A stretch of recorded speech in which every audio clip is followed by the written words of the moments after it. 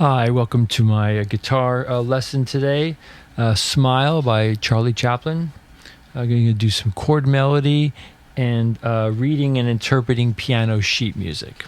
Okay, so the first thing I'll do is I'll just point out there'll be some PDFs links in the description below the video.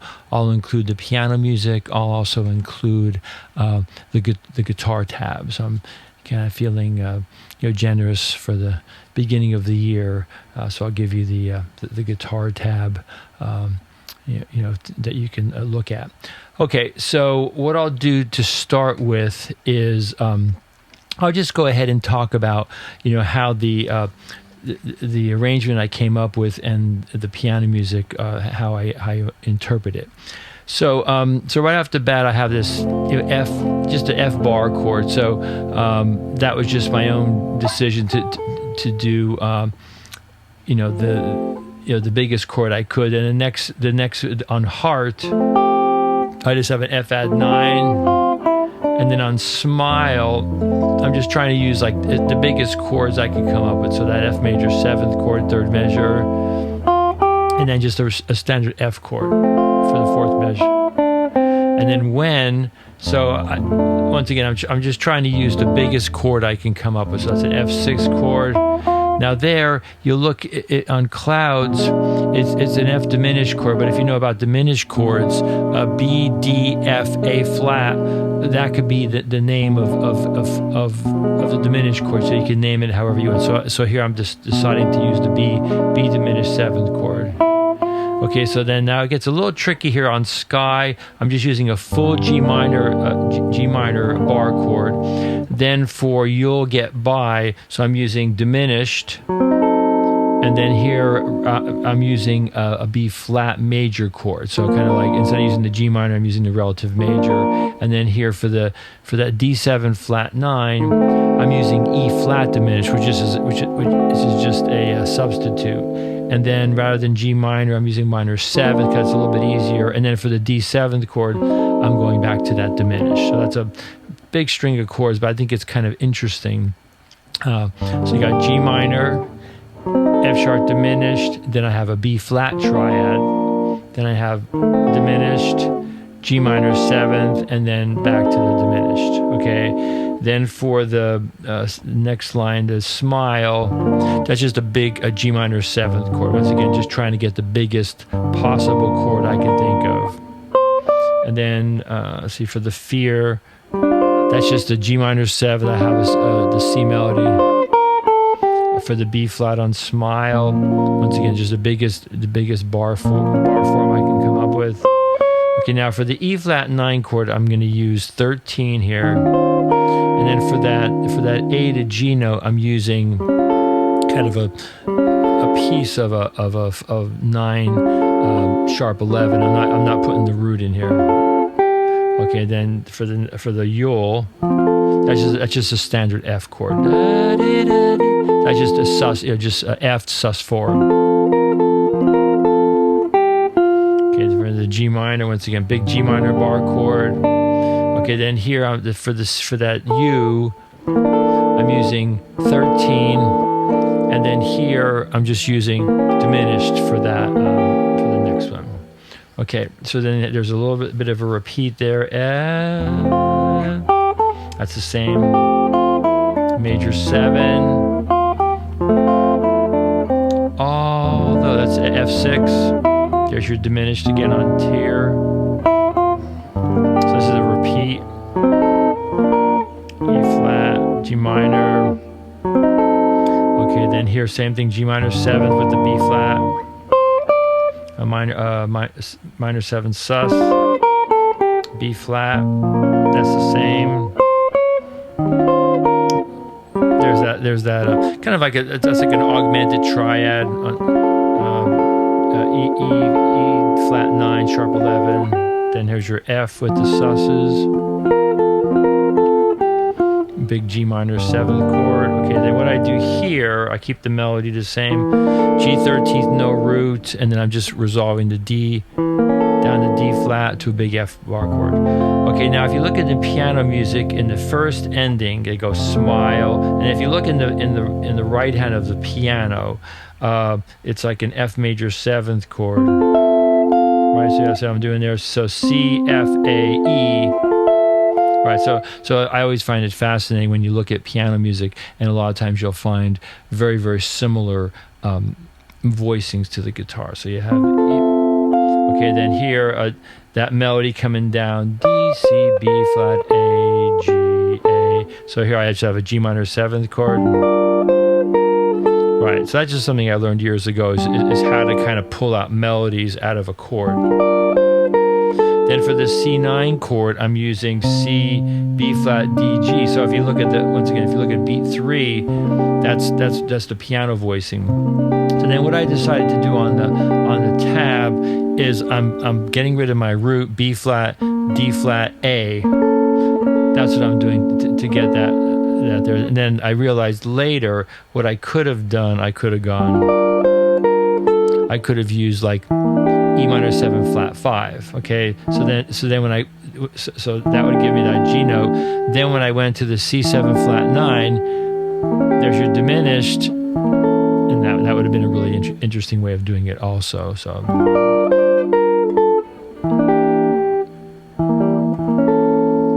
so that's part of what happens when you take an arrangement and you write it out, and then you discover different things. Okay, so now the second variation. So I'm looking at that once again. If you look at the right hand of the piano there, the second line of music. So there's your F chord. That's almost exactly what the piano is. And then I'm playing these thirds. Right, so that's pretty much exactly what's in the piano music. Right, so okay, then here that's just an F major 7, just a smaller version. So just the thirds, just as it's written in the piano music. Okay, so I just wanted to point out at this point that when you're reading piano music, if you want it to sound in the correct octave, you have to read it an octave higher. So if I just play those first two measures with in guitar notation, see, it would be very, very, very low. So the guitar is actually a transposing instrument. So to get the guitar to sound in the correct piano octave, I'm playing everything up the octave. So first measure, thirds. That's exactly what's in the piano music. And then here, this is very similar. Then this is thirds in the right hand.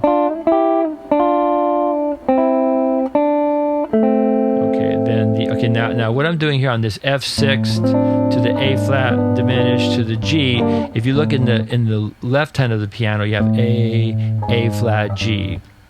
So that's what I'm doing here. So I have the F6 chord, the descending bass line. That's the A flat. So I'm using A flat diminished, which is related to the F diminished. Okay, then here just full bar chord. Okay, then the diminished. Now here, what I decided to do here is I just decided to use a G minor triad, which is actually what's in the piano music. Okay, and then what I have is a G minor triad. That's kind of what's in the piano music. So the piano has a D7 chord. So the first time I decided to put a D7 chord in there. So you have G minor diminished, G minor diminished, G minor D7. Then moving right along, here's that G minor again, smile. So that's B flat, G, D. That's almost exactly what's in the piano. Okay, so back to that right hand with those thirds. Then there's a single note there, and then there's that G minor triad. Okay, then B flat. Once again, that's almost exactly what's in the piano. The only thing that's different in the piano, that B flat is an octave lower. But I just decided to. Sometimes you have to transpose octaves when you're dealing with piano, because the piano has so much more range than the guitar. Now right there, that's a B flat minor chord, but it's got the third in the bass. So if you look at the fourth measure there, so you have the D flat is held over in the bass, D flat, F, B flat, D flat. So that's where that came from. Okay, then this is just an E flat 9 chord with the added 13. And then here's that same E flat 9 sharp 11. If you look in the piano music, you have E flat, A, D flat, G. So I've kind of made it a little bit easier for myself. Just played this chord, okay, and then back to F. So this time I use this version of F chord. Right, I could have used that one, or I could have used that one like I did in the previous example. So okay, then we're back. So this is the last line of the piano music.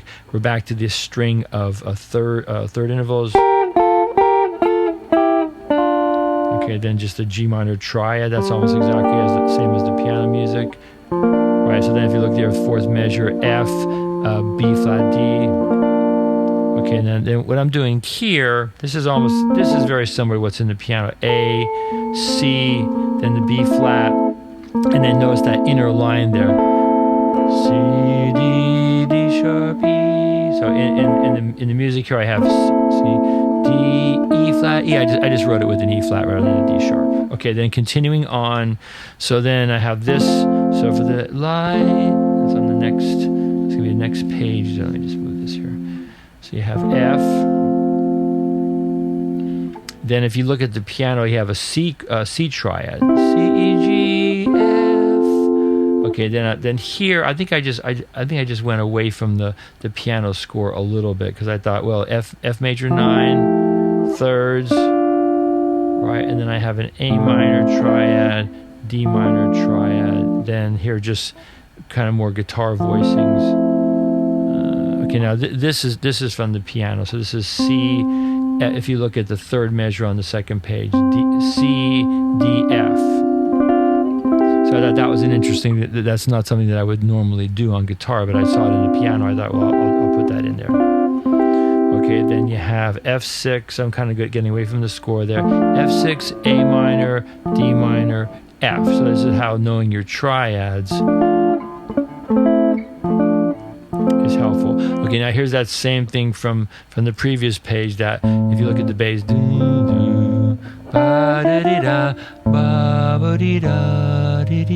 so that's what I'm doing. I'm getting that F6 chord with the A bass, and then I have an extra chord thrown in there. And this is a repeat of the beginning: E flat, G minor 7. Now here what I decided to do, rather than playing the D7th chord, I just went back to that diminished chord. Came back to the G minor. Okay, so now we're back to the thirds in the piano. Okay, B flat, just a triad from like before. There's that B flat triad, fourth beat with a D flat bass and melody. Then this is the same as before. Then what I decided to do here, I'm going to get the G note here because I'm getting away from the piano score here. I just wanted to play F major 7th chord because I wanted to hear that sound. Okay, now we're back to those third intervals in the right hand. Right, and that's exactly what's in the piano music. Okay, then you have your G minor big bar chord, and then I have that B flat triad in the middle there. So I could have done G minor, or I could have done G minor 7th. Okay, and then here, this is a pretty typical voicing. So C13 with a 9 and then a flat 9. So what I could have done there, I could have made it more complicated. I could have added that C bass there. And that's a nice sound too. So sometimes I'll purposely leave out the basses just so I don't always have a really thick sound. So okay, then you have F. Okay, then for the ending, what I decided to do, because I like to do the natural harmonics. So I did the artificial harmonics on the F chord. Yes, you just hold your pick with your other fingers and you just touch the string 12 frets above, okay? And then those last 3 chords, those are from the piano score. So you have A, C, E, G. So it's an A minor 7th chord. So if you know Johnny Smith's playing, he played these chords a lot. Okay, the next chord is a D minor chord with a C bass. Okay, and the very last chord is a D, F, A, C. So it's an F triad, D, so you can call that D minor 7th chord. And I just did a tap on the low F to get that. All right, so that's a run through of the chord melody. So for the for the melody that I played with the backing track, that was just when I was first learning guitar. I learned how to read music. So I would encourage you to to learn how to read music on the guitar. F G F G F E D E F G F E D, and so on.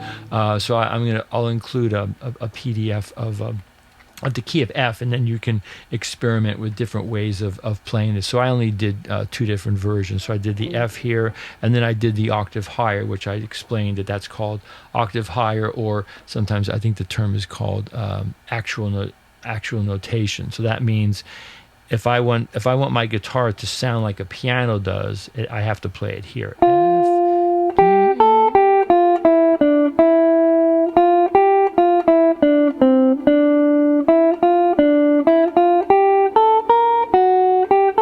Yeah, so most of the melody is coming out of just that, F major scale, and then you have a chromatic here, and then you have this this minor 4 chord, which I guess the Beatles used as and then I like to do these half step bend. I think that's an interesting sound. All right, so yeah, you can have a lot of fun with that. So look under this description below for the piano music. If you play piano, learning how to play this in different places on the guitar. You can play it here.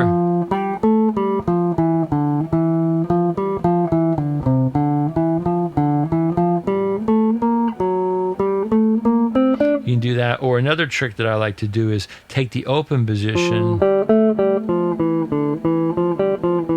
and then just move the whole thing up an octave higher.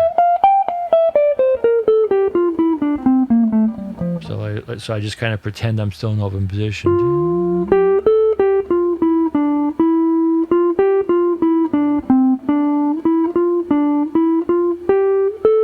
Now there you can go to, because you don't have the nut there. You can do the F sharp here, or you can do it here, and so on. All right, so that's all I have for you today. So the chord melody, playing the the melody as written in an octave. So I thought what I would do for the end of the video, I would just kind of do like an improvisation, kind of using some of the chord melody ideas, some of the melody ideas, and just kind of see what happens. I have a couple ideas worked out, but nothing really too solid. So just have some fun doing an improvisation. I'll probably play at least 2 times through. We'll just kind of see how it goes. Okay, thanks for listening and watching.